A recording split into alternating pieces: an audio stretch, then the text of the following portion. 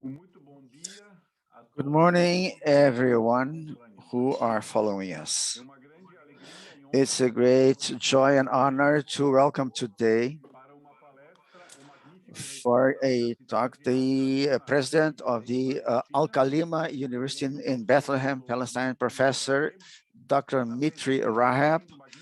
And also, we also have the presence of the president of the Pontifical Catholic University of Paraná, Professor Dr. Valdemiro Gremsky, and my colleague, who coordinator of the Graduate Studies Program in Human Rights and Public Policies, Professor Dr. Maria Cecilia Barreto Amorim Pila, who will say a few words of welcome soon. I am Professor Rudolf von Zinner. I'm the coordinator of the Graduate Studies Program in Theology of the Pontifical Catholic University of Paraná.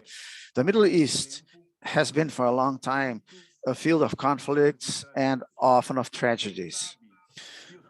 Who knows if the Zionist congresses, and an important one what took place in my hometown Basel in Switzerland, had decided to create a Jewish state in Brazil, and that would have been one of the options in the 19th century, history would have been different. But it was created in Palestine, the so-called Holy Land, because of the historical historical events of the biblical peoples, Jews, Christians, and Islams. The Palestine people, who was often cheated by false and empty promises from all around, suffered and a lot. But also it is an agent of its resistance and with resilience and in search for liberation, including and not ultimately the small group of Christians in Palestine and in neighboring Arab countries, Egypt, Syria, Lebanon, and Jordany. The people in the West who would talk about the Christians who would be persecuted in the Middle East is, however, fallacious. And it is in the service of often unsound interests. About this topic, we're going to hear today about one of its most acknowledged representatives in the Middle East, Professor, Reverend Dr. Professor Mitri Rahab. Now I give the floor for her words of welcome, Professor Maria Cecilia Barreto Amorim Pila, coordinator of the Graduate Studies Program in Human Rights and Public Policies, and who is our partner in the today's event. Good morning and good afternoon, Professor Mitri Rahab. Good morning, everyone. I'm very glad this morning to be here and have this opportunity to welcome Professor Mitri Rahab, and also our president, and also have who is the president of the Al-Kalima University, and also we have the presence of our own president. I was very happy with the invitation that I got from Professor Rudolf, my colleague and friend, and also besides being the coordinator of the master's and doctorate degree in theology, is also professor of the Graduate Studies Program in Human Rights and Public Policies. The invitation, I think, had two main reasons. First one, because I am a historian, and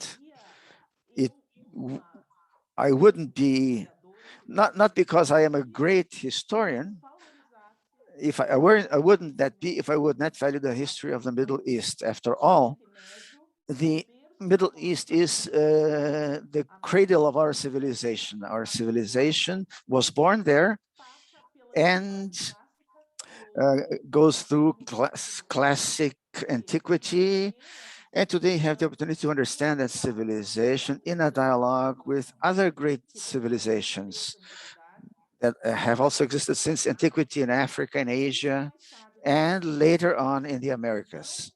So I also believe that this invitation was made due to all the historical conflicts that we had in this process that has been lasting since antiquity up to the contemporary period. And it's very pertinent to talk about persecutions and about polarizations in a world that is in conflict. So I thank once again for this opportunity to get to know Professor Mitri Rahab and to hear him. And in this way, I would know a little more about the Middle East, because this is, to me, a very dear opportunity. So now I give the floor to Professor Valdemiro Gremski, the president of our university. Good morning, everyone. I would like to greet and say also good afternoon to the president of Al-Kalima University, Professor Mitri Rahab. I would like to welcome you in the name of the Pontifical Catholic University of the state of Paraná.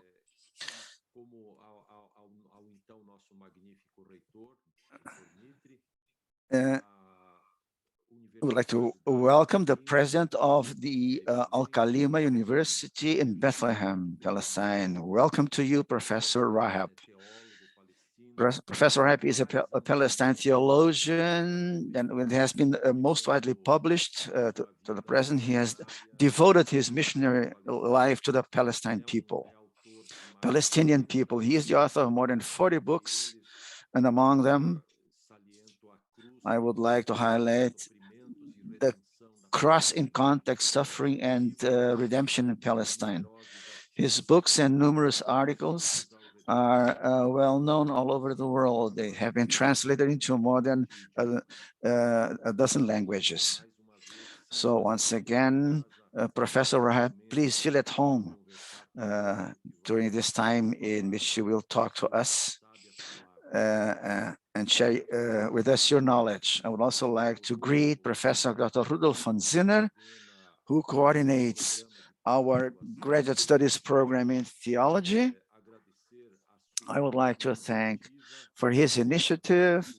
By the way, his initiatives bringing to our university, bringing to the program debates that cross the borders of our university and that bring us the opportunity to think about and to discuss situations that have directly or indirectly to do with the graduate studies program.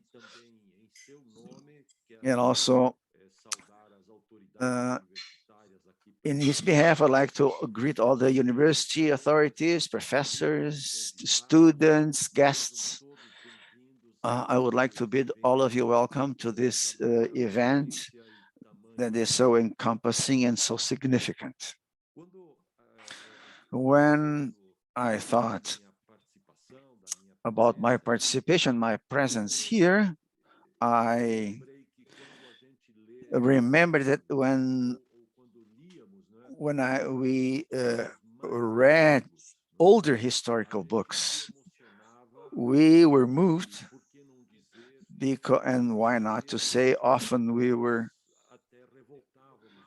even felt an interior revolt, rebellion, because in these books, when we faced in history, we face situations in which there is a disrespect to human beings, persecution, slavery, or even deaths due to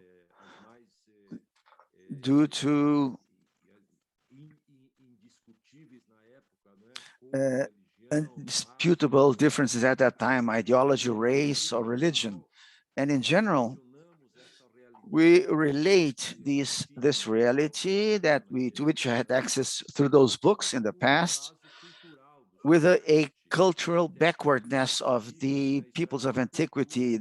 That's the way it was justified at that time, when those situations were truly tolerated at that time as something that used to be seen as something normal in quotation marks. On the other hand, when I read the title of the talk today by Professor Dr. Mitri Rahab, The Policy of Persecution, Christians in the Middle East in an era of empire,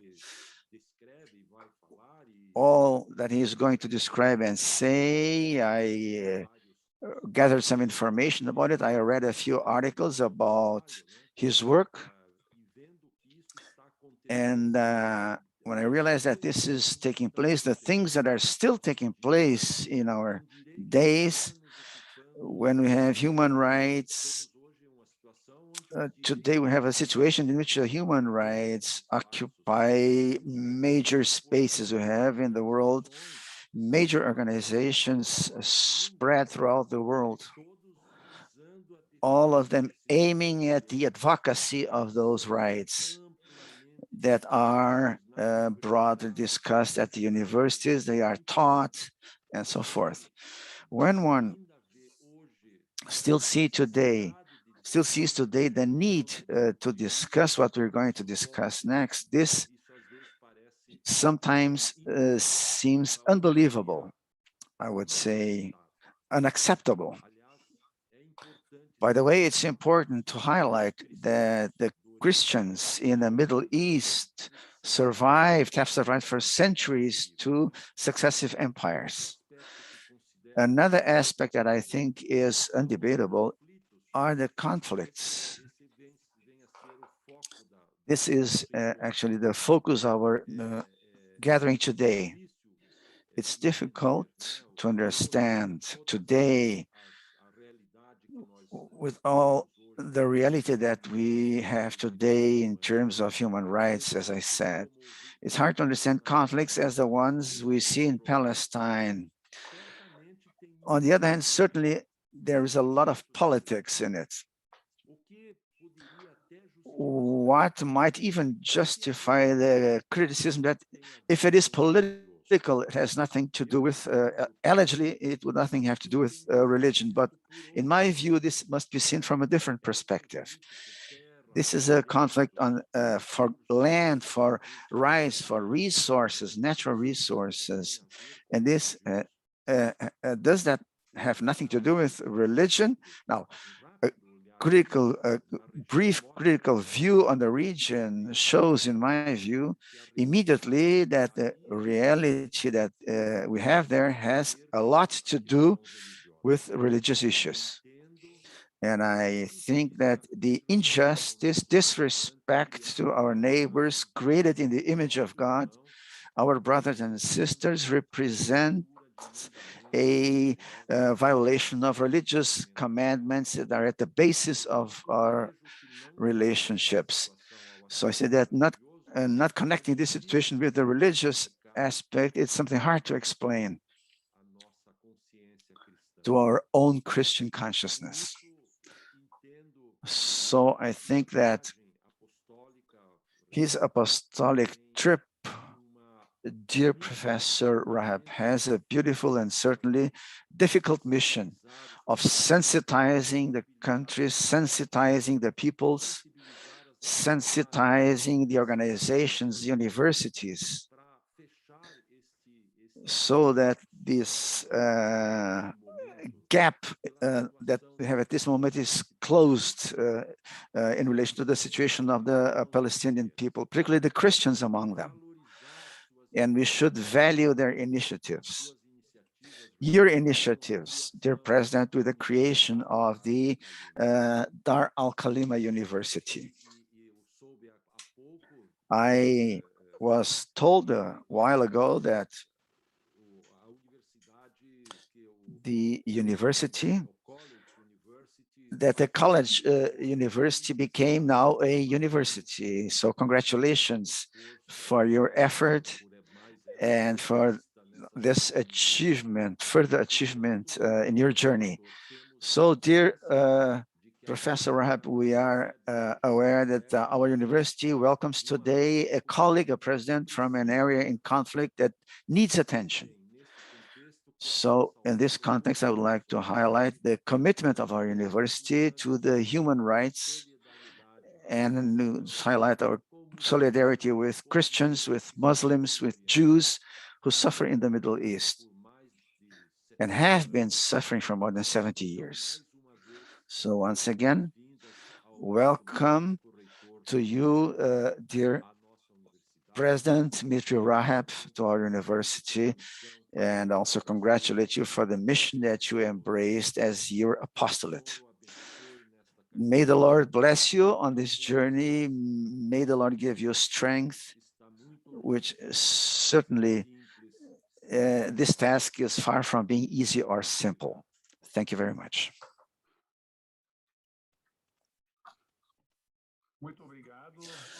Thank you, Professor Valdemir Gremsky, for your words, for your motivation, your sensitivity, and also for the commitment of our university with human rights and interreligious interfaith dialogue. And our program, we are also partners in this respect. I thank my colleague, Maria Cecilia, for continuous commitment. Very honored also to be participating in her graduate studies program. And I am put our own program in theology at the disposal of this initiative. I'd also like to thank Luis Marcos Sander, our untiring interpreter, and Mauro and Mateus, our technicians who are making it possible that everything runs as smoothly as possible. So now I would like to introduce our speaker, Reverend Dr. Mitri Orhapi is a Lutheran pastor. He has acted for 30 years as a main pastor of the Lutheran Christmas Lutheran Church in Bethlehem, Palestine. He is also the president of the Synod of the Evangelical Lutheran Church of Jordany and the Holy Land from 2011 to 2016. He has a doctorate in theology from the Marburg University in Germany. So besides English and Arab, he is also fluent in German. He is the author and editor of 40 books on theological topics related to the Palestinian people, mainly. He is an activist of Palestinian resistance against Israeli occupation. He was elected in 2018 to be a member of the National and Central Councils of Palestine. He founded several non-governmental organizations, including the Christian Academic Forum for Citizenship in the Arab World. And he's a founding member of a member of the board of the National Library of Palestine and of the Kairos movement in Palestine that also has support groups here in Brazil and many other countries all over the world. He's the founder and president, as I said, of the Dar al-Khalima University in Bethlehem, and received many awards and has international recognition for his activities for the Palestinian people, for justice and peace among peoples and religions. I would like to quote only a few. The Tolerance Award from the Pure Academy of Science and Arts, the Olof Palme Prize, the German Media Prize, that was also received by political figures such as President Obama, the German Chancellor Angela Merkel, Presidents Bill Clinton, Nelson Mandela, Yasser Arafat, and Yitzhak Rabin, and from King Hussein of Jordan. He also received the International Peace Prize, Mohammad Nafi Chelemi of the Central Islamic Archive in Germany, and the German Peace Prize from the city of Aachen. He is very much present in the Arab, North American, German, and American media, as you can easily see on his website. I would like to welcome especially Reverend Professor Dr. Mitri Orhapi in the city of Curitiba, although his visit is only a virtual one through internet, because Curitiba and the state of Paraná are places where there is a strong presence of immigrants from the Middle East. We have a large population from Syria and the Lebanon. When people even say, I don't know whether this is really correspond to the facts, but it is often said that the most Lebanese city in Brazil then is Curitiba. We have Muslim and Christian immigrants. So we are very honored with your presence and interaction. I would also like to mention that Curitiba has the only mosque in the world that welcomes both Shiites and Sunnites. And the Sheikh, who is the leader of this mosque, is a friend of our program here in theology. I invited him to participate, but since today is Friday, a holy day for the Muslim community, he must celebrate in his mosque. But he thanked very much for the invitation, and later on he's going to hear today's talk. So Professor Raheb, thank you for his presentation on the most recent book, and the talk has a simple title, namely the policy of persecution Christians of the Middle Age in an era of empire. Mahaba min fadlik, the floor is yours. Good morning, everyone. It's a pleasure to be with you. Thank you, Professor von Zinner, for your invitation to give this talk. We have been friends for many, many years and following each other's work, and it's a pleasure now to have this event together. It was a pleasure to hear the address of President Gramsci. Thank you for your introduction and for this opportunity. For us, it's really important also to connect with the Pontifical University on your end. And the human rights is a very, very important issue for us Palestinians. Professor Cecilia, it's an honor to have you also a part of this event and one of the co-organizers. Actually, this is the first time that I discussed my book that came out just a month ago. And I wanted this book discussion not to be with any university in the Northern Hemisphere, but to be with one in the Southern Hemisphere. And so Brazil was really, and the Pontifical University was, I think, the best choice. So thank you for that. I still treasure my trip to Brazil 3 years ago when we visited Brazil as part of an ecumenical delegation with colleagues from the Roman Catholic Church and from the Orthodox Church. It was a presidential delegation that was sent to Brazil.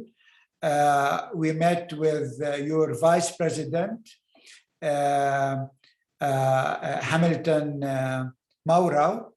At that time, we had a very candid discussion with him, especially as somebody who is also from the indigenous population. That was for us very meaningful. And we met with several church leaders in Brazil in the different cities.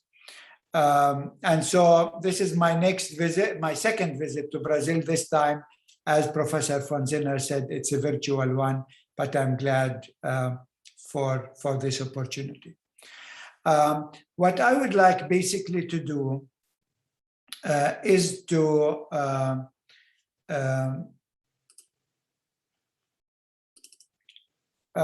talk about my book that came out a month ago at Baylor University Press in the United States. And I chose for this book the title, The Politics of Persecution, Middle Eastern Christians in an Age of Empire. It has taken me 4 years to write this book. And the title actually was triggered with the time of President Trump in the United States. My intention at first was to write a book about the history of the Christians in the Middle East in the last 200 years, basically since Napoleon's invasion of the Middle East all the way until the Arab Spring. But then the time of President Trump actually, and his focus, especially of the Vice President Pence, on the issue of Christian persecution, had me to redo my research so as to focus on this topic of Christian persecution. So allow me here to start with 3 comments. First of all, the Christians in the Middle East are indigenous. we were not imported from Europe or from the United States, because the Middle East is the cradle of Christianity. This is where it's all started. Jesus was born in Bethlehem, Palestine, not in Bethlehem, Pennsylvania. I'm not sure if you have in Brazil also a city called Bethlehem, but it's not in Brazil. It was really in Palestine. And the Bible did not originate in the Bible Belt, where you have all of these crazy Christians, but it actually originated here in this part of the world. So we look back to a 2,000 years history of Christianity, as President Kremsky also said in his introduction. The second comment is that the name Middle East is a European colonial construct from the 19th century. I mean, you ask yourself, middle of where and east of what? Actually, the Middle East is east of Africa, not east of Europe. But the European in the 19th century called it the Middle East so that they can distinguish it from the Far East. So we have to keep in mind this is a European colonial construct, and this is why the subtitle talks about the Christians of the Middle East in an age of empire. So this is today what the green is what considered the Middle East. Basically, it talks about the countries from Egypt in the west to Iraq. Some people might include Iran, and Turkey in the north to Yemen in the south.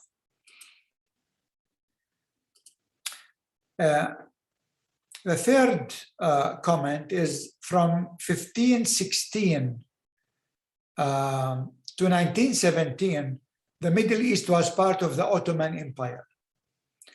400 years we were under Ottoman rule, and this was then followed by British and French empires between the two world wars. So now we are in the post-Second World War era, in a so-called, some people might call it post-colonial era, but many believe that actually we are not yet in the post-colonial era, because though officially the post-colonial era ended, but there is a settled colonialism is still at work. And actually today, scholars look at Israel being the last active settler colonial project. I mean, if you look at the current Prime Minister of Israel, he himself is a settler, and his party stand for settling even every corner in the West Bank with Jewish Israeli settlements. And basically, settler colonial project is something that wants to get rid of the indigenous population and replace them with immigrant. So these are my three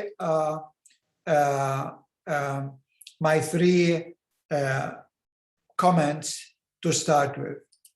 Let me start now with my thesis that I would like to focus on today. And I would like to again to cut it into three. First of all, Christian persecution is a Western construct. I'm talking about modernity. I'm not talking about in the Bible. But today, Christian persecution is a Western construct that says more about the West than about the Christians in the Middle East. When I hear people talking about Christian persecution, say in the United States, I know they are not talking about us.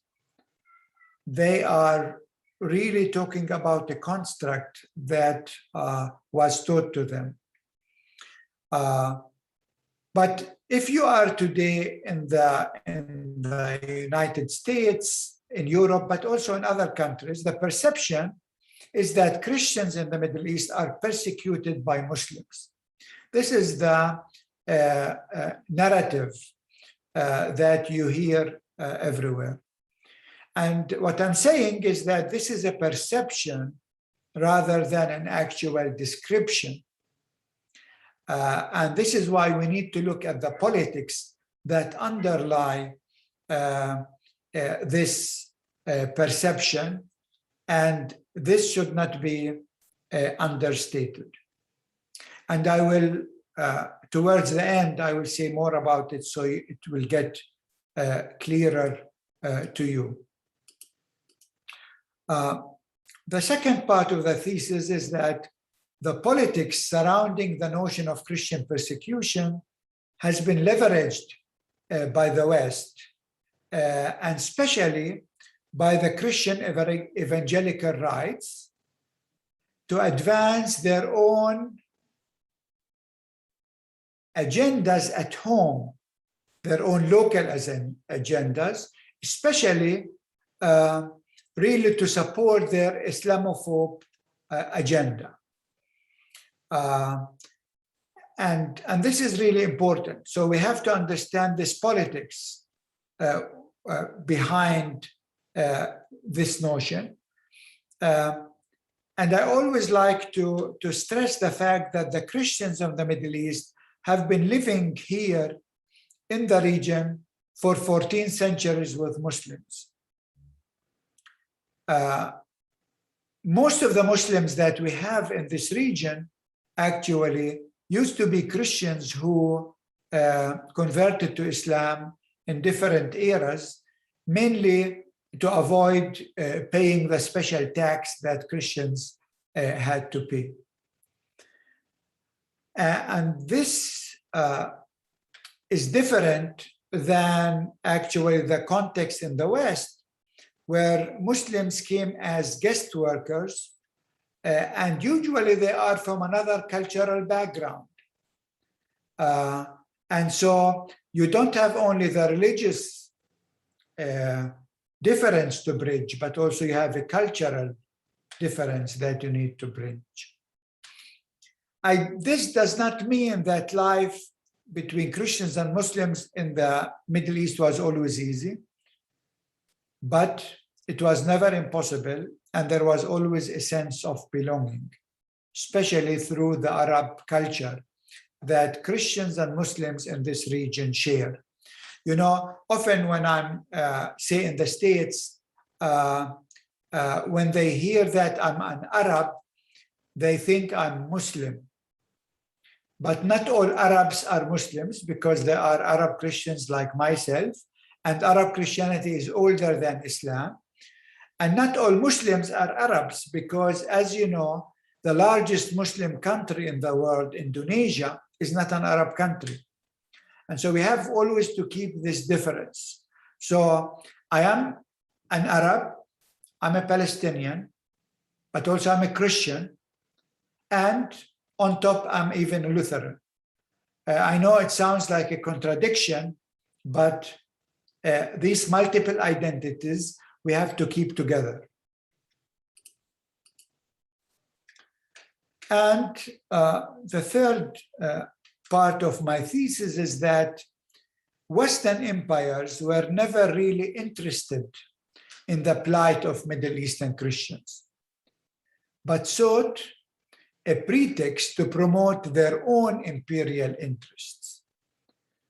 So over and over again, Middle Eastern Christians were sacrificed on the altar of Western national interests. This is really important because often when I hear today, say, Vice President Pence talking about he wants to help persecuted Christians, I don't buy this, because history, and I'm a historian by training, history shows us that actually this was never the case. And here I would like to give 3 examples from the last 200 years. So basically what I'm saying is that Western empires were paying lip service to the issue of persecuted Christians, but often they were part of the problems and seldom part of the solution. So 3 examples, and I talk about them in the book in details. As a background for these 3 examples, we have to remember that the Ottoman Empire was, and here you can see the Ottoman Empire at its height, was the most multi-ethnic, multi-religious entity worldwide. We forget that often because it was a Muslim empire, but it was actually, today in the States, they like to talk about how multi-ethnic and multi-religious the US is, but actually the Ottoman Empire was even maybe more. And under the Ottoman Empire, the percentage of Christians grew from 7% towards the beginning of the 16th century to 25% towards the end of the 19th century. Before that, under another Islamic empire, Christians had tough times and were persecuted. But actually under the Ottoman Empire, the percentage of Christians grew, and you had all different kinds of Coptic Christians in in Egypt. You have Armenian Christians in Turkey. You had Arab Christians in the Levant. You have Assyrian Christians in Iraq, and so on. So that's the background of what I'm going to see now. So the first example I would like to take from Lebanon, and you have in Brazil actually the largest Lebanese community. You have more Lebanese in Brazil than in Lebanon itself.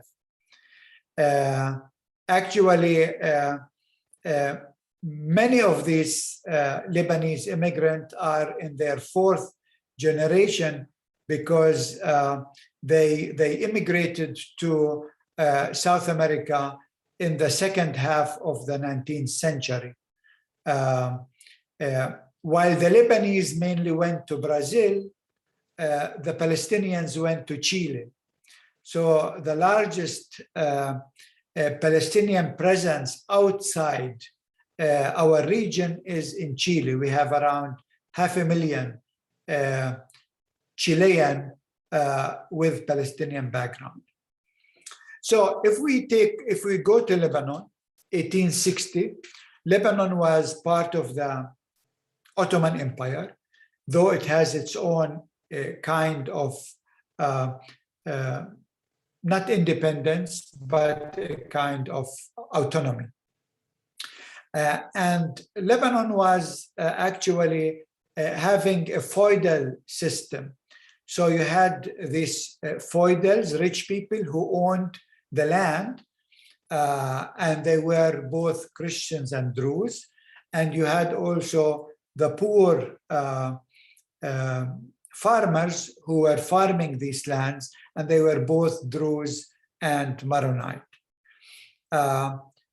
In the middle of the 19th century, there was a kind of a farmer uprising against the feudal system that ended up becoming a problem between the Druze community, which is one of the Islamic virgins in the Middle East, and the Christian Maronite community. The majority of the Lebanese in Brazil are Maronite. They belong to this community. And if you ask any one of them, the year 1860 is like a traumatic event still in their historiography. In that year, over 20,000 Maronite Christians were massacred. Maybe 2,000 Druze were killed. If we look at the Western media and how the Western media portrayed the events, it portrayed the event with the Druze being almost like savage, barbaric, and the Christians as victims, especially British, but also French, and to some extent German, but mainly British and French media. However, the interesting thing, it was the British who armed the Druze because they were their allies, while France adopted the Maronites as their allies. And so the two empires of the 19th century used two religious groups to advance their political interest, thus strengthening sectarian identities. This is for me very important, the sectarian identity that the empires, the British and the French brought with themselves. Just a quotation from one of the British newspaper, just to understand, this perception and the imaginary used over and over again by the West to talk about Christian persecution. So I quote, this is a newspaper in Britain, 1860. The Christians were being hunted down like wild beasts, their houses fired, their men slain, their wives violated. Even from the mosques and the minaret, the shout for blood arose. And mingled with the muezzin call for prayer might be heard a cry informing the faithful that by an imperial firman decree, basically, by the decree, the Christians were,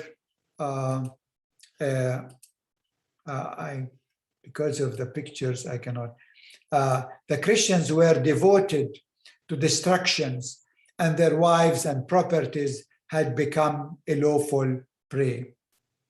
So here actually you can see the imaginary and the images that are used over and over again in the West when they talk about Christian persecution, and the way actually they show the Muslims. And embedded in it is that actually Islam is a violent religion. You can, even from the mosque and minaret, the shout for blood arose, and mingled with the muezzin call to prayer. So this is really the image that we see from the Middle Age, from the Crusaders' time, all the way to the time of President Trump. Now, in contrast, let's hear the word of an Arab Christian, a former Maronite who became one of the first Protestants in the Middle East. His name is Botros Al-Bustani. This is his picture. And he wrote in 1860, a few weeks after the massacre, these pamphlets, he called the pamphlets the Clarion of Syria. He was publishing them in the newspaper locally in Lebanon, addressing both the Druze and the Maronite. And here you can see actually the different twist to the whole issue. So first of all, Bustani was the first one to use civil war rather than a massacre to describe the event. Because there is a difference if you call it a massacre or if you call it a civil war. And so in one of those pamphlets we read, so he's talking to both Druze and Maronites and everyone else. So he's saying, you, Druze and Maronites, drink the same water, you breathe the same air, the language you speak is the same, and so are the ground you tread, your welfare and your customs. You may still be intoxicated from drinking your compatriots' blood or disoriented by the calamities you have suffered, but very soon you must wake up from this stupor and realize the meaning of my advice and where your welfare lies. So basically what Bustani did in these pamphlets is to counter the sectarian attitude that was infused by both empires. And basically trying to show the common ground that people of different faith, in this case Druze and Maronite, share. They share the water, which is, very important in Lebanon, the air, the Arabic language, the land, but also the customs. So they have all of these things in common. And so basically, he was calling for something he called in Arabic patriotism, but it's not the cheap kind of patriotism that sometimes we think of when we hear the word patriotism. But basically, it's the common ground. It's the love for the country that should unite Christians and Muslims together. Now, Bustani did not only preach about this, but actually, a few years later, he created the first, he called it National School. In this national school, he took Muslims, he took Christians, and he took Jews. And the condition was that different than the mission schools where everyone, irrespective of their religion, has to learn Christianity, in his school, he wanted each one to live his own religion. So basically, Muslims should have the liberty to exercise their religion in that school, Jews to exercise their religion in that school, and Christians to exercise their religion in that school. But what unites them is the love for the homeland. And so we can see over and over again throughout these 200 years, actually, that while empires were always promoting sectarianism, the Christians were always promoting not only coexistence, but unity in diversity. The second example. Is from the Armenian community, who were mainly one of the largest Christian communities in the Ottoman Empire. You have also Armenian community in Brazil. And between 1880 and 1917, over 1.5 million Armenians and Assyrians were killed by Turkish nationalists. This is what we call the Armenian Genocide. And the background for that is, when you say Armenian, the Armenian identity is both religious and national. So Armenian is a special version of Christianity. They are like the Copts and like the Assyrians. And it's also a nationality, because there is a country today also called Armenia, and there was throughout a country called Armenia. In 1908, a new Turkish party took power in the Ottoman Empire, and they were originally nationalists, but then they blended with this nationalism religion, and this led to collision with the Armenian identity and thus to the genocide. Actually, this is one clear cause of persecution. In this case, in the Armenian genocide, we can talk indeed about that Christians, in this case Armenians, were persecuted because they were killed for their religion, which is inseparable from their nationality.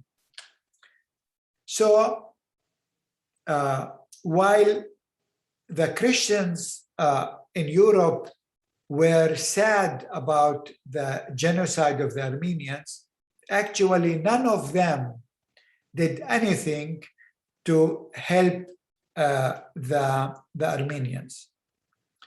And here I would like especially to talk about the Germans, because they were the allies of the Ottoman Empire. And they were very well aware of the genocide, of the details, but they were ordered not to interfere as not to affect the Ottoman-German alliance in the First World War.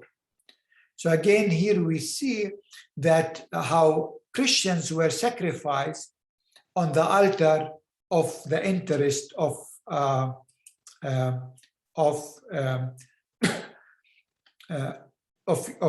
the imperial powers. This is a quotation from my book. This German complicity is strange when one considers the fact that the Emperor William II was not only a pious Christian who saw himself as an emperor entrusted with the Holy Roman Empire, but as the King of Prussia, he was also the head of the German Protestant Church. So the German Empire was both the head of the state and the head of the church. So how did the head of the German church side with the Ottoman Turks, Muslims in this case, against fellow Christians? Why did he not only remain silent, but allow genocide of such magnitude to take place? The emperor actually gave clear instructions to his generals, and this is now a quotation from an imperial letter to the generals in Turkey, not to interfere in Turkey's internal affairs. So massacring the Armenians was seen as an interior affair. This prohibition extended, he's saying this prohibition extended to the Armenian question. The German ambassador in Istanbul, Baron von Wagenheim, gave an explanation for this German stand. He said, he wrote, Germany must be especially careful not to antagonize the Turkish government. Otherwise, we run the risk of jeopardizing our goal in Turkey and our national interests. When asked to indicate displeasure to the Turks over the Armenian genocide, the German Chancellor Theobald von Bethmann-Hollweg made it clear. Our only aim is to keep Turkey on our side until the end of the war, no matter whether as a result Armenians do perish or not. Because they knew exactly the aim actually of the Ottomans was to get rid of the Armenians altogether. You remember maybe just a few years ago, German Bundestag, the parliament actually apologized for this stand. That was done in 2017, commemorating the 100th anniversary of the Armenian Genocide. Too little, too late, the Armenians would say. So let me come to the third example. Now, the Ottoman Empire was dismantled by the two powers, Britain and France. And as you can see here in the map, basically, they divided the Middle East among themselves.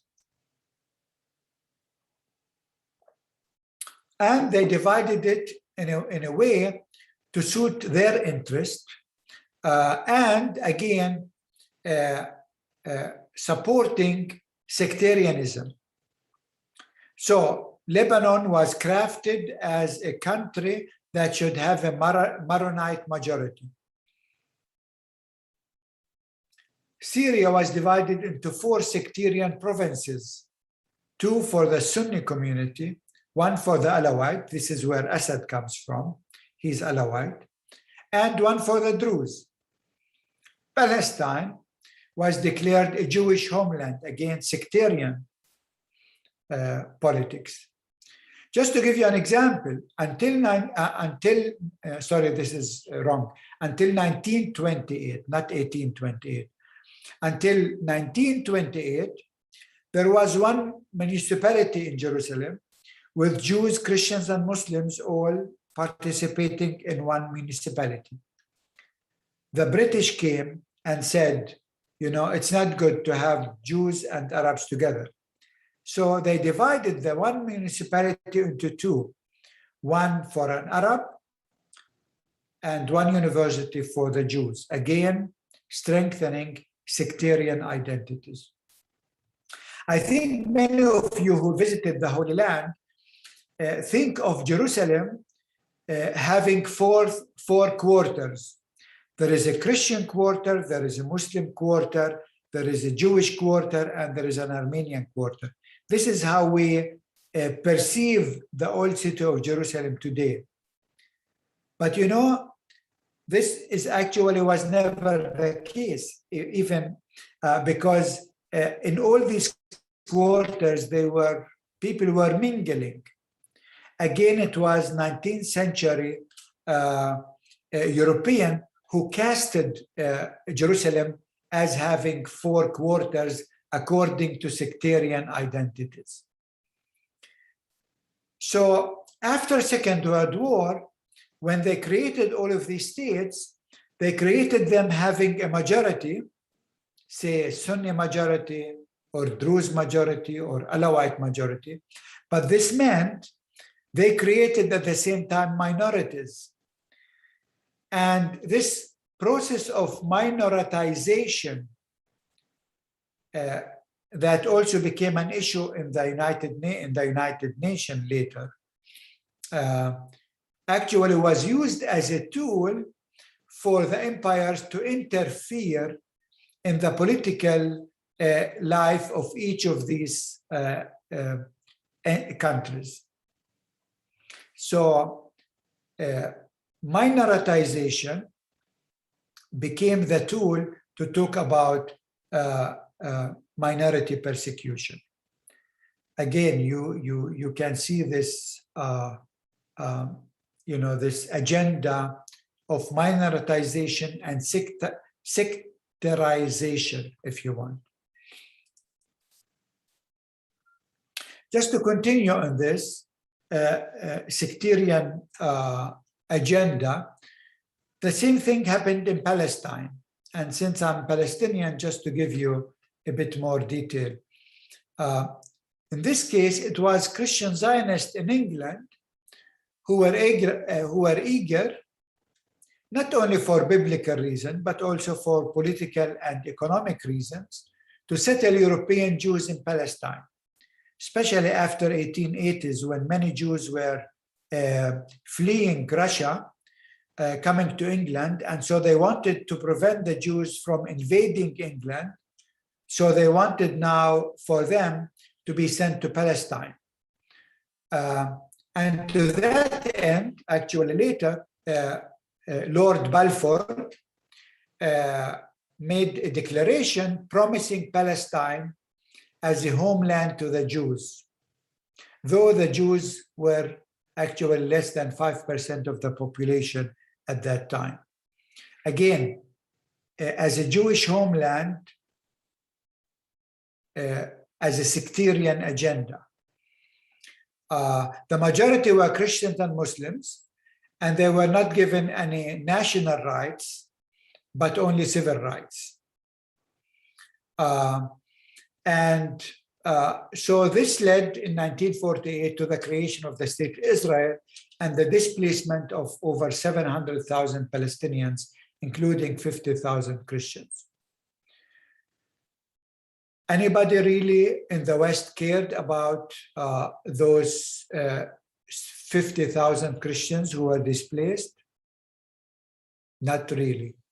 Till this moment, the West actually is siding with the state of Israel without giving much attention to the plight of the Palestinian Christians in particular, or to the Palestinians in general. So this is Lord Balfour promising Palestine to Lord Rothschild. Lord Rothschild was a British Jewish businessman. And so I'm always like to say that it wasn't the Lord God who promised Israel the land, it was Lord Balfour. It was a deal of the empire. We have not to forget that. Now, in this context of sectarian politics of the empire, actually the Christians were fighting against this sectarianism and Western hegemony by, on the one hand, advocating for a united Levantine based on a kind of Arab socialism, and in Palestine, intellectuals were fighting against the same Western hegemony represented by Zionism. Again, the Christians were always, we saw that with Botros Al-Bustani, but we see it here again. They wanted an inclusive society, not an exclusive sectarian one. Just to give you maybe two examples. One is Michel Aflaq, a Syrian, and for him, liberation from foreign rule, meaning imperial rule of the French in this case, and the fight for social justice were for him two sides of the same coin. For him, socialism meant the sharing of the country's resources by all its citizens. Again, importance here, the all, not only one group. And he called for the separation of church and state as a requisite for the equality of all the citizens. So basically he was promoting the idea, what we call today citizenship, equal citizenship. Something similar also did Anton Saade, advocating the idea of natural Syria. So what you see here as the Levant, he wanted a multi-religious, multi-ethnic, and multilingual entity that included Palestine, Jordan, Lebanon, Syria, Iraq, and part of the Gulf region, and part of what is today southern Turkey.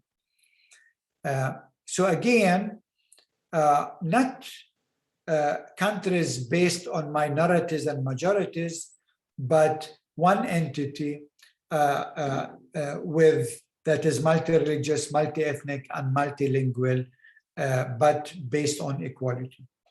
So basically, the Christians were always against this sectarian politics that was promoted by the empire. But I mean, I'm a post-colonial scholar, and so sometimes it's easy just to blame the empires without taking responsibility. It needs always two to tango. So I mean, the empires had their allies in the region. But again, the people of the region were not just innocent, because in certain, once we got rid of Britain and France, and the countries got their independence, the people who were in power did not do the right job. So in the 50s and 60s, we saw the rise of Arabism, a kind of exclusive political ideology that proved to be hostile to everything that was not Arab. Remember, we came from the Ottoman Empire with multi-religious, multinational, multilingual entity. And these different groups were still there. But in the era of Arab nationalism in the 50s and 60s, because the emphasis was on an exclusive Arab, emphasis on Arab nationalism, the multi-ethnic fabric was damaged. So Greeks who were living in many of the coastal cities like Alexandria, like Beirut, etc., left because they didn't feel anymore. I mean, they were there for centuries. The Greeks were certainly, I mean, remnant from the Byzantine Empire, but they didn't feel anymore at home because of this Arab ideology. The same also for Jews. Also, they had other reasons as well for leaving, etc. And then under Nasser, the nationalization of properties and companies, etc., left churches and Christians without their institutions because they were confiscated. So the region became less colorful and became more and more monocultural, mono-religious, and mono-ethnic. And then came the war of 1967, which was really devastating. I think in the West, here I need to go back. Okay, yeah. The image of Israel, the small country beating the Arab world, was like almost David beating Goliath. Meant not only a blow to Arab nationalism of the 50s and 60s, but triggered religious sectarianism through fundamentalism. Because that war got religious connotations. If you think of the Jewish name of it, 6-Day War, we don't call it 6-Day War, we call it the War of 1967, because the 6-Day War is a religious connotation of the war. It's like God created the world in 6 days and then he rested. And so Israel got victory in 6 days, did the job in 6 days of occupying the rest of Palestine. And now they were supposed to set rest, but they did not rest and we did not rest either. And this, many Christians, in Indonesia, I met Christians, they thought God was sending angels to fight on Israel's side. Many people were saying this victory was a divine victory. Israel could not have done this by itself. God was fighting on the side of Israel. So this religious connotation, again, the sectarian connotation, triggered fundamentalism. on the one hand, Jewish messianism. Now you had Jews that they said, okay, now we have to build settlements, colonies in every corner in the West Bank that we occupied, thus promoting settler colonialism. Then you had Islamic fundamentalism, because for the Muslims, this was really a blow in the face. You know, Muslims who pray 5 times a day, God is greater, experience that God let them down in this war. And so they abandoned Arab nationalism and went to adopt Islam as the solution against sectarianism. And this victory gave a big backing to Christian Zionism, because the Christian Zionists thought, aha, now we are nearing the end. This victory is the prelude to the second coming of Christ, and again triggered Christian sectarianism. Last but not least, slowly I'm coming to an end. The war in 1973, when for the first time the Arab world, Saudi Arabia in particular, used oil as a weapon. And you know, the Western industries were in dire need of oil. And so the use of petroleum as a weapon created a big problem for the West. But now suddenly the Muslim countries had enough cash, especially 2 countries, Saudi Arabia and Iran, with the largest reserves in oil.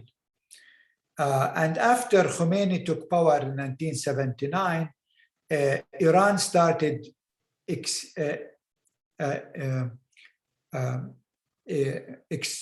exporting Islam, as they call it, and Saudi Arabia also in return started exporting their version of Wahhabism. And so you had 2 countries with immense funds who were promoting a very conservative sectarian agenda and ideology. This agenda was not actually against the Christians, it was against each other. It was the Shia against the Sunni, Sunni against the Shia, and for their own political ends at the end of the day, not for religious benefits. And though the Christians were not targeted, they paid actually a collateral damage. And it was this kind of conservative Islam that paved the way for ISIS, that again actually was persecuting Christians. So this is the second time we can talk about Christian persecution, one under the Turks against the Armenian, and under ISIS in Iraq and in Syria. What was the answer of the Christians to this? It was in the 80s, Christians started launching interfaith initiatives. Most of the interfaith centers in the Arab world in the 80s were created by Christians as a response to this conservative religious sectarian agenda promoted by Saudi Arabia and by Iran. In post 9/11 era, Muslim countries, especially the Gulf region, started launching mega interfaith event showing a tolerant version of Islam. The last was in Abu Dhabi, for example, hosting the Pope for the first time on Gulf soil with the Grand Imam of Egypt. But these are big events where they invest millions of dollars. It's a big show, not necessarily that there is really a real agenda in it. And last, it was the evangelicals in the United States who created the concept of Christian persecution as a central theme in their teaching and promoted it in Congress with success. Why? Because up until 1991, the Soviet Union was the focal point for the evangelical movement. Evangelicals were busy smuggling Bibles into atheist and communist Russia, where the church has to exist underground, and new believers were persecuted. So all that talk about persecution until 1990 was addressed against Soviet Union. That was the arch enemy for the evangelicals. The sudden collapse of the Soviet Union caused a tectonic shift and forced evangelical to rethink their focus and strategy. And this was done actually at the Second International Conference on World Evangelization, or known as the Luzan Movement. The second Luzan Conference in Manila in 1980, it was Louis Bush, an Argentinian-born Christian, so one of your neighbors basically, urged the 4,300 evangelical leaders from 173 countries to focus their energy in future on what he called the resistant belt. If you look at the resisting belt, mainly sub-Saharan, North Africa, Middle East, India, all the way to China, this is where 90% of the Muslim population live. And so he shifted the attention from Russia to the Islamic world.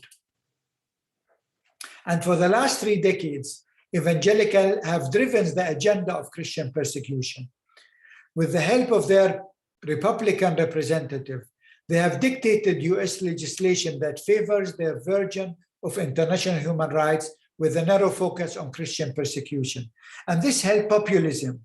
And I mean, you have your own populism in Brazil that I don't want now to talk about because you know it better, because President Bolsonaro belongs, unfortunately, to this group of people who is promoting this agenda because of his evangelical base that supports him for his election.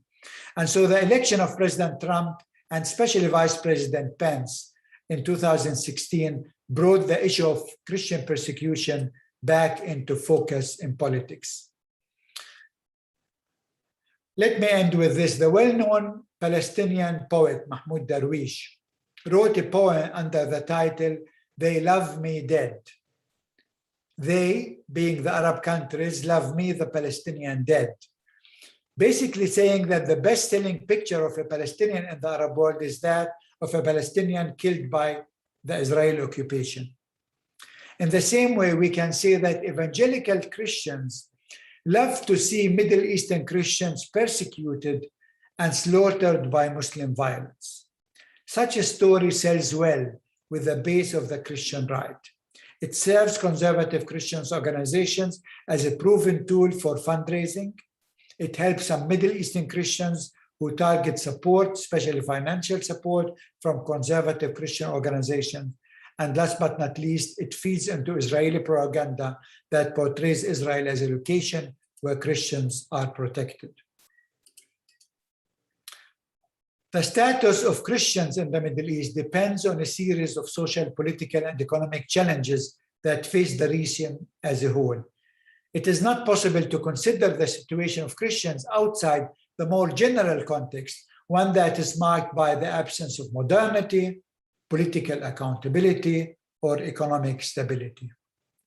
There are immense challenges facing the region in turmoil, challenged by colonial history that I talked about, population explosion, high unemployment, mismanagement, weakened human security and human rights, outdated educational structure, weak legal systems, and climate change. The combination of these problems results in de-development. Under such conditions, the survival of the Christian community will continue to be a challenge, but it's not only for the Christians, it is also for the Muslims. For the Christians, therefore, there is no other solution than to work towards an inclusive society based on equal citizenship and where diversity is valued and human rights are protected. This has been the agenda of the Christians throughout the last 200 years, and it is our agenda today. In fact, today I came back from Lebanon, where we launched 2 days ago, our newest document called "We Choose Abandoned Life." If you Google it, you will find that document that again actually is talking about these values that we continue to care about. Thank you for your attention. Sorry, I think I took more time than three minutes more than I was given. But I look forward now to hear your questions.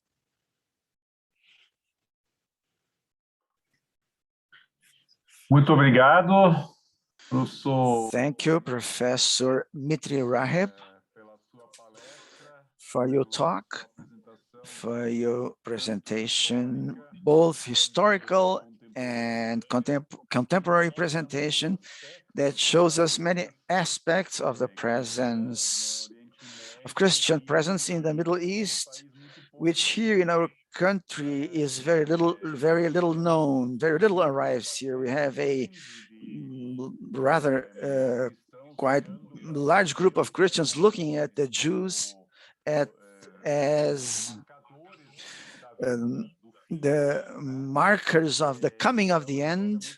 And so they look very much at Israel along these lines. There are many who, even our president, who continues to be a Catholic, but was baptized on the Jordan River by an evangelical pastor, and there are many others who travel from Brazil to the Jordan River for this baptism, ritual of baptism. There is a temple of Solomon, the third temple, or the so-called third temple of Solomon, that was built in São Paulo by the Universal Church of the Kingdom of God, with stones imported from Israel. So this part is very much present. But the Palestinian side and the Christian side and also Muslim side are much less present in the general discourse, at least here in Brazil. So first question, first consideration, perhaps. Soon we're going also to hear Maria Cecilia, who has a few questions, but I would like to ask, what is the perception of Palestinians and of the Palestinian people about the Brazilian presence in the Holy Land? In other words, of strong tourism that you have, Brazilian tourism in the Holy Land. What is something that we should and might promote, considering our large population groups, descendants from Lebanese, Syrians, and Armenians? What could we do in order to sensitize, in a more broad sense, the Brazilian population for the presence of Christians in Palestine? Can we gather a few questions and bundle a few questions, or do we prefer to answer one by one?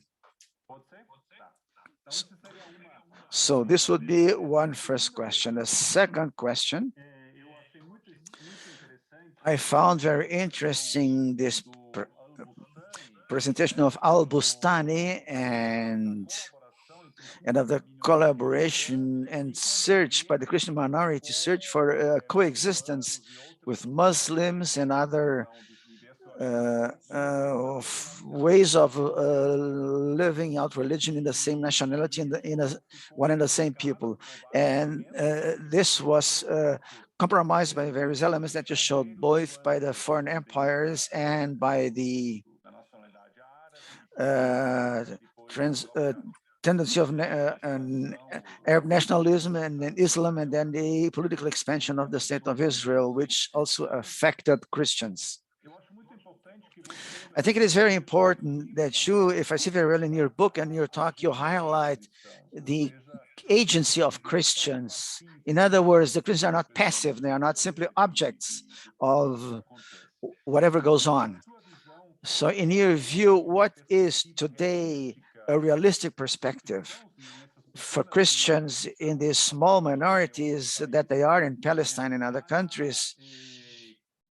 What is their perspective to help to create this inclusive society that you say that you're looking for? For instance, your university and other universities, do they contribute to that? In which way? what is the task of educational institutions, research institutions in this along this path? Maria Cecilia, would you like to take the floor now or a little later? Please. I don't know. I thought about my questions are a little different from yours. I think Professor Hebb should answer first your questions. Okay, then. So, Professor Hebb, let's take this first block of questions first, and Maria Cecilia has then other kinds of questions that we'll take in the second round. Yeah, thank you. Yeah, thank you, Professor von Zinner, for the questions. Actually, I'm glad for your first question very much, because tourism to the Holy Land from Brazil is mainly an evangelical enterprise. It's an evangelical business. From my knowledge, at least, it's the evangelicals who own the media stations in Brazil, and most of the time they themselves own travel agencies. And when they come to the Holy Land, they don't come like 20, etc., but they come with 500 all at once, 1,000. And they come with this evangelical agenda. First of all, they run where Jesus walked without seeing anything from the indigenous people. Secondly, they sing hallelujah to Israel because they believe that Israel is the forerunner of the second kingdom. And so this last week, they were Brazilian tourists singing on the streets of Jerusalem at the Jewish feast. This year they weren't many, but usually I think over 1,000 people come. Only once I had one of these groups come to listen, to visit us, and they stopped coming because they wanted me to talk that we are persecuted by Muslims, which we are not. And secondly, they wanted to hear that how much I love being occupied, which I don't talk about. And so they don't want to talk about human rights, but only about what they consider divine rights.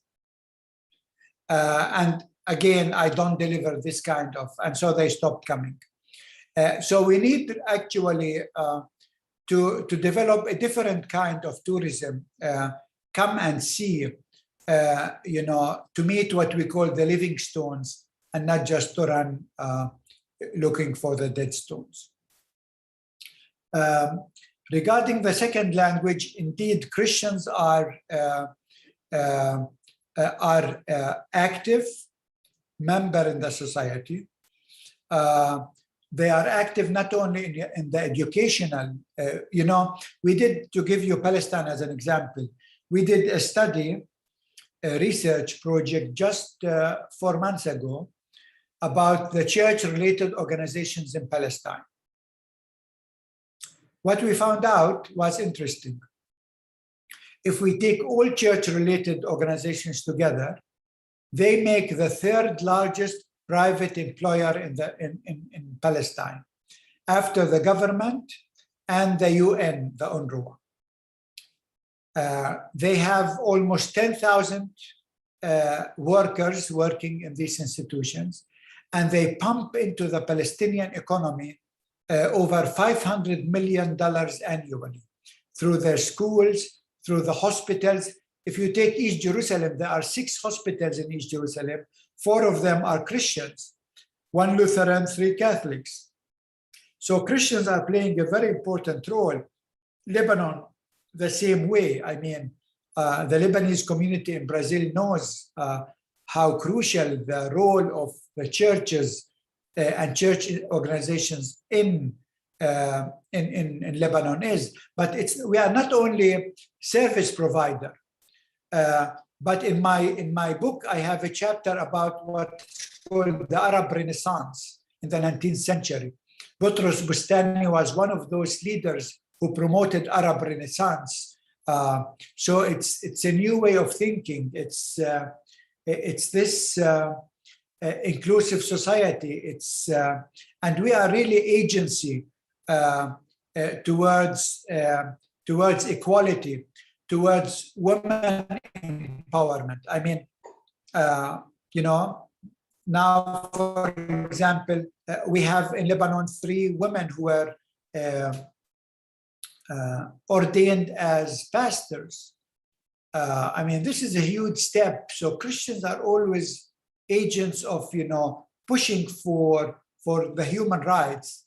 Not all of them, because in this document we launched this week, we are not happy with the churches and church leaderships because often they are part of the whole corrupt system. So you have both, but you have always this Christian voice calling for against sectarianism and for inclusive society. Professor Cecilia. Professor Mitri. Professor Mitri Rahab, first of all, I would like to tell you that I liked very much your talk. I like very much really I like very much your approach and some questions that I have not learned, neither at university nor at the schools I attended. I understood even why the people that I ended up studying later in order to understand this context and the creation of the state of Palestine and other topics. I ended up studying a little about the 19th century, and so I see in my training or education that the Middle East, we study there the Middle East in the antiquity. Then it seems that the Middle East ends. And then again, we are going to study the Middle East in the context of the creation of the state of Palestine. And there we hear about the conflicts, about the 1967 war, which I'm not going to no longer call the 6 Days War, the 1967 war, and we hear about the present conflicts, current conflicts. And I had already studied these relationships and the insertion from the point of view of imperialism. But I admit that your talk left me much more intelligent, so to say, much more, I gathered much more knowledge. So many things went through my mind as I heard you. First, I mentioned the issue of the non-interference or non-positioning, I would say is a better word, non-positioning of Germany as an ally of the Ottoman Empire. And it sided on the side against its religion as being a Christian country. It closed its eyes facing the massacre, the genocide of the Armenians. And I immediately established a relation with the 30-year war. And this new meaning or sense of state construction, state building above the interest of the populations. And this building or this construction of an idea of diplomatic relations in the name of the interest of the state, which even goes against the religion of the monarch himself. And I wasn't really aware of this issue. And also the relationship that you mentioned that comes up to us in the present, and that to a large extent gave me also new knowledge even about the position of our present Argentina.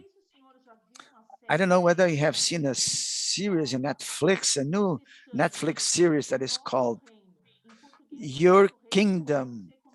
It's called in this way in Portuguese. I don't know how it is called in English, but you haven't seen it yet.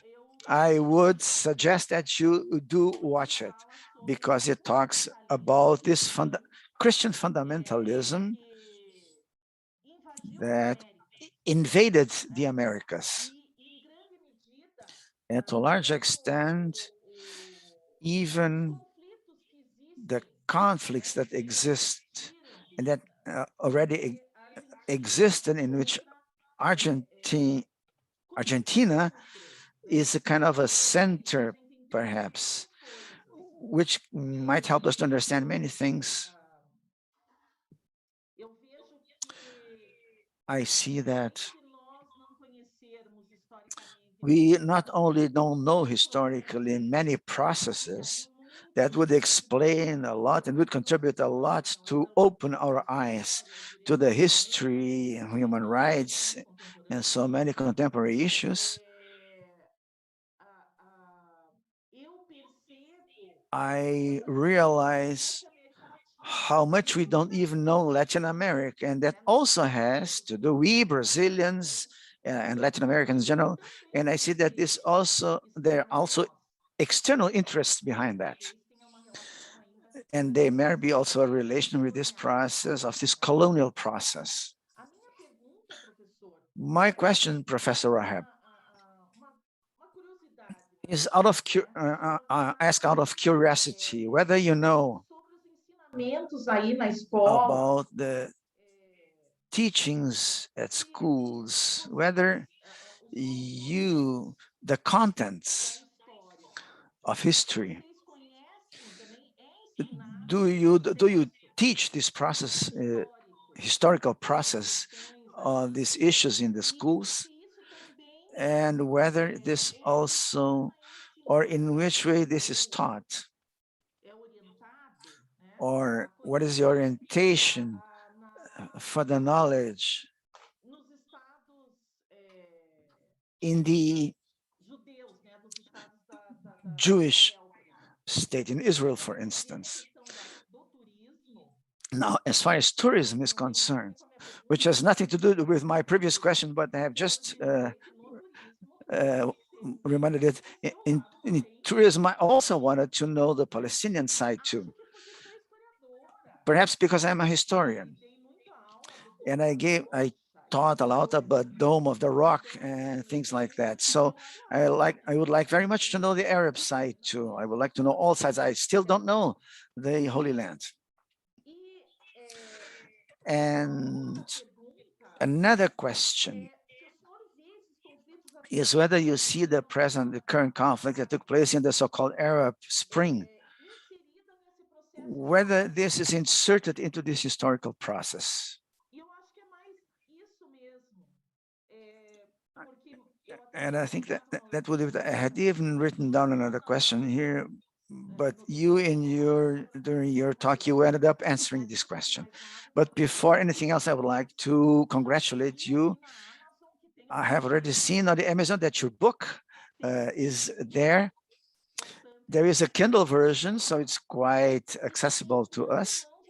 And also, I would like to ask you right away whether you don't have interest in having it translated into Brazilian Portuguese, because I think that your book is essential for the professor of contemporary history. They should know this process in such depth. Thank you very much. Wow, thank you, Professor Cecilia, for your comments and questions. Yeah, I mean, I would love to see the book translated into Portuguese. If you have a good publisher, please let us know, and I will ask my publisher in the US to contact him especially that you have also this huge Lebanese and also a small Palestinian actual diaspora community and Syrian diaspora, etc. So I think the book will find big interest there. So if you have a publisher, let me know.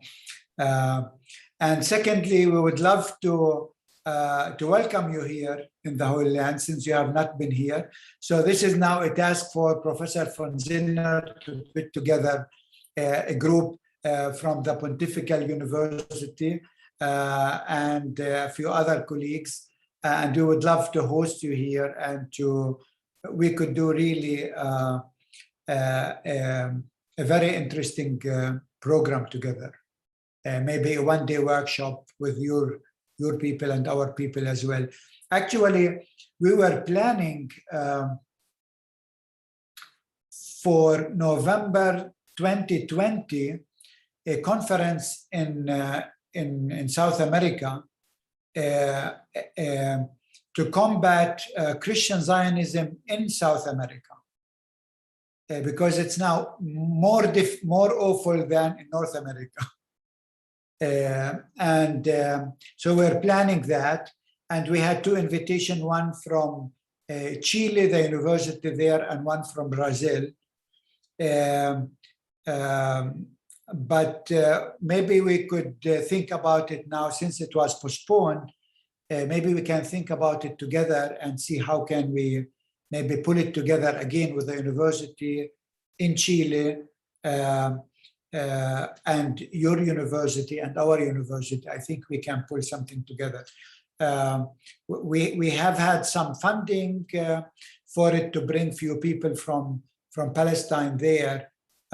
So let's maybe talk about it together, maybe Professor von Zinner and Professor Cecilia, and we can think about it. Now to your questions. First of all, to your comments about how history is read. Indeed, you are so right. You know, you learn about Palestine from the time of Abraham, when he came to the 2nd century AD. And then really, I mean, you don't hear much, because then you talk about European, Byzantine European history. And Islam actually blurred that historical part. And then you are right, into 19th century. It starts with Napoleon.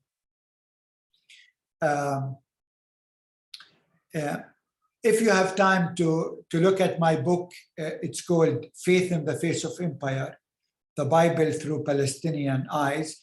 I use there the historic lens of longue durée, looking at history really with this long lens, because for me as a Palestinian Christian, you know, the Palestine of the Bible is my Palestine. I mean, that's my homeland, you know.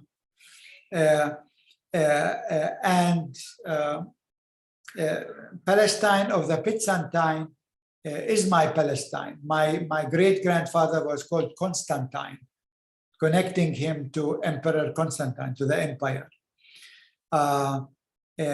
My father's name, Bishara, is in Arabic. So I'm part of this Islamic and Arab culture.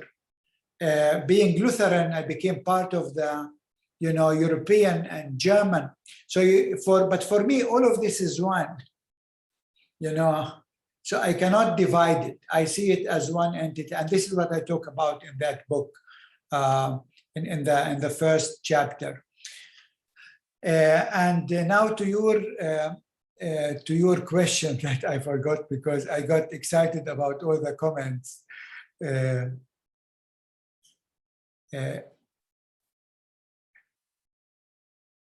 What was the question? There was a question which I wanted to... Si repete a pergunta, Maria Cecília. So, Maria Cecilia, please repeat the question. The first one or the second one? No, I think the first one. The question about the schools? Yeah, exactly. Yes. No, I know now. O senhor já respondeu.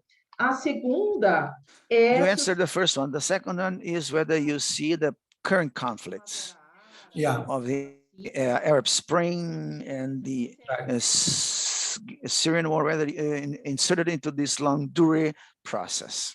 Yeah, thank you. Yeah, let me answer the thing with about the curricula, because we are not happy with the curricula. You know, if you look at the curricula in the Israeli schools, they don't mention Palestine. It's, you know, it's end with the Second Jewish Revolt, basically, and it starts again with 19th century, as if the country was empty in between. And if you look at Islamic textbook, history starts with Caliph Umar visiting the Holy Land 638, and so as if there is nothing before. And unfortunately, this is often in Israel. You see it in archaeology. If they find something from Islamic period, Byzantine period, etc., they are not interested. If they find something from the era, say Solomon or whatever, then they dig that place and so on. So it is exclusive histories. For me, I would like to see history in an inclusive way. Again, this fits very well with the Christian contribution. For me, the Jewish history of Palestine is part of my history. It's not something I would like to blend out, to forget about. It's part of my history. Islamic and Arab history is part of my history. Canaanite history is part of my history. So I would like, it's an identity that can incorporate in a very dynamic way all of these identities and do not see them in a sectarian and in a narrow nationalistic way. That is what I stand for, and this is what we try to teach at our university. Now to your other question, which again I forgot what it was. A Síria, a Primavera Árabe. About the Arab Spring context. Arab Spring, yeah. I mean, the Arab Spring came because the young people in this region were fed up. They grew up in a context where high unemployment, with no dignity. I mean, their life was not worth anything. And they saw, this division. You had very rich people and you have very poor people. Not so much middle class. And they were fed up. And so what they wanted, actually, they wanted dignity. That was the most important word in the Arab Spring. And they wanted freedom. Unfortunately, their quest was hijacked by the political establishment and was brought to fail. But it doesn't mean that it is not there. In fact, if you read the document that we launched in Lebanon now 3 days ago, you can see that we talk a lot about the Arab Spring, and this notion of dignity, of freedom, is something that is essential for us, and we would like to keep promoting. But it will take, this is like the region is in labor, in labor like the woman when she's pregnant. And so this is a stage we have to go through. It will take some time until something new is born. We know the old is not working anymore. We know that. But the new did not come yet. We are in this limbo. And in this limbo, what we are saying is that we cannot be spectators, but we have to be actors. And this is what we talk about. We want to be actors, and we try to draw a vision of what kind of a region we would like to see, and not only see, but work towards. Muito. Desculpa. No, thank you. Thank you. Thank you. You're welcome. Thank you, Maria Cecilia, for the questions. Thank you, Professor Mitri Raheb, for the answers. Our time is coming to an end. But I think there is one question that was on the chat that I would like to mention here, because many people are asking that question. And the second question is a small variant that the one of the one that is on the chat. The first one: is there a possibility of creating a Palestinian state? And the section, or can a Palestinian state, it does, it's good, but can it be sustained in the sense that it's going to be able to be strengthened and be recognized legally and in all areas that are containing treaties? And the second question that I changed a little bit is this: what are initiatives, and are there initiatives of a good interreligious coexistence between Christians, Jews, and Muslims? I think it would be interesting to know one or two initiatives to become aware that there is not only conflict and aggression among religions, but there are also collaborations and with testimonies that are different from what one usually sees and hears about. Yeah, thank you for the questions. I mean, as long as Palestinians wants to live in dignity and freedom, again, I come to the themes of the Arab Spring. The Palestinian state is one answer to this quest. And nobody can kill this quest. It wouldn't work with the Arab Spring, it wouldn't work with the Israeli occupation, because the quest for freedom and justice and dignity is something that people cannot compromise on. So they will keep fighting until they get it. Now, in which form the state will come, that is the question. So it's not if, but it's when and how. I think this is the question. The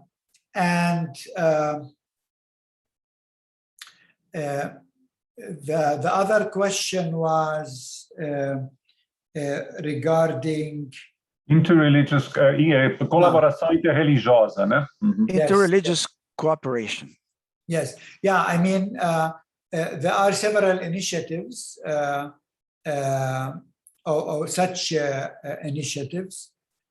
Christian Muslim, for example, there are several in every country. And there are, you know, I was one of those who started Jewish Christian Muslim trialogue or dialogue back in the 80s. But then it got a bit boring because we kept with the same people,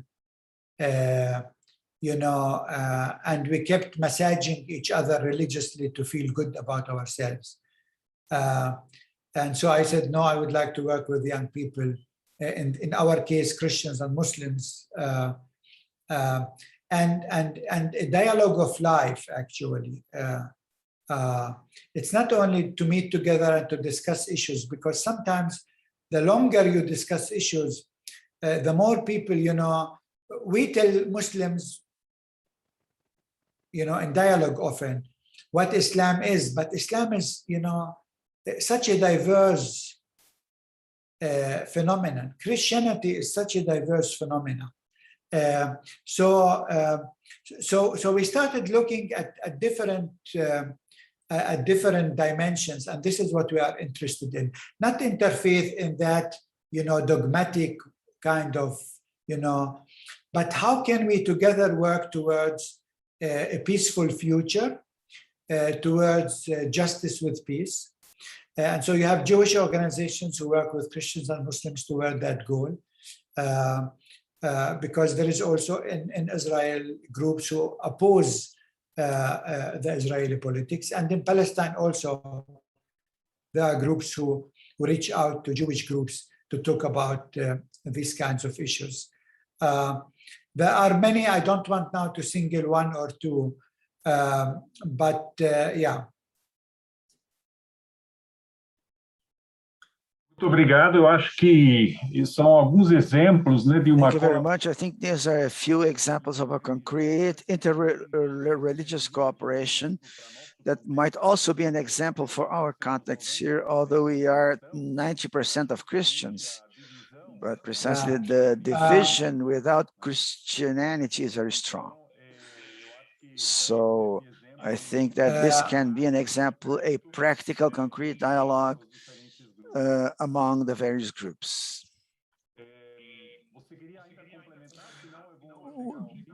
Did you want to add anything? Otherwise, I am going to finish. No, I think I would like to thank you for this opportunity, for seeing you again, for coming to know Professor Cecilia and President Kamsky. And thank you for the translation and for the technical support. The translation was excellent. It went so smooth. Thank you. Sim, muito obrigado, então, também da minha parte para. Thank you very much. Also, from my side, to our interpreter, very experienced and also Lutheran, a Christian, is a doctor in theology. Okay. My colleague Maria Cecilia is a historian. And I would also like to thank Mauro and Mateus, the technicians, and the president for his words of welcome. And I think what was said, answering the questions by Professor Maria Cecilia, is something that we should pursue if we are available, if we make ourselves available to contribute to that event that could not be held about Christian Zionism, but perhaps next year that would be an extremely relevant topic here. We have already academic studies about some people called Judeophilia by Brazilian evangelicals. So this is something that should really be studied. So that would be an event that would fit this interest. We invite you right away for a physical visit when that is possible, in order to interact with our communities, with descendants of immigrants, both Christian and Muslim communities. And so, Maria Cecilia, let's see whether we're going to arrange a trip to the land that is not always so holy, but theologically and historically holy, so that we can get to know in loco. I haven't been there for more than 20 years. So to get to know in loco these initiatives and the situation, current situation. Certainly the Christians in Palestine are going to be a very important part of this visit. We hope that the pandemic allows us in the future, not too distant, far future, to do this. Not distant future. So once again, in the name of our university and the graduate studies program in theology and human rights and public policies, for your presence, for your time. We're going to read your book. Who knows, you're going to have it translated, if we manage to do that. And we will continue this dialogue, which is very dear for us, dialogue with you and with all the things that you represent at Al-Kalima and in the Christian community and in Palestine in general. We always used to say in Brazil, take our embrace, even if it's a visual, take our embrace to the Palestinian community. We would like to let you know that there are many people here who don't forget you, to the country that thinks about, that hopes, and that wants to help and learn a lot from your experience and your wisdom and your knowledge. Thank you. Maria Cecilia, a final word from you. Thank you, Professor Mitri Rahab. Thank you for the technical support, for the translation. Thank you for the invitation. Rodolfo Zinner took the initiative because he knew Professor Rahab and he invited us and told me that would be important, not only for me to be present here as coordinator of our program, but also because of my interest in history. And it was very good for everything that I learned this morning, and also because of the possibilities. First of all, to go to Palestine and get to know. I cannot deny that this is a dream of mine, to go to the Holy Land, to make my pilgrimage as a Christian. I went already to Rome, now I have to go to the Holy Land. And also, I would like to welcome you and you can come to us physically. And we hope this common event, I hope that we can hold it together also face to face. Also to you, health to you and to your family. And I wish you that we are able to face the fight, the SARS-CoV virus, as well as the virus of this conflict among brothers and sisters. Thank you very much. Thank you. Say goodbye with an embrace too. Thank you. Okay, then. So in this way, we finish our live session today. Those of you who would like to see it again, and if you have friends who haven't watched it, that will be available on the links in the English and Portuguese version on the YouTube channel of our university. See you later. Shalom, Bye-bye, salam. bye-bye, bye-bye.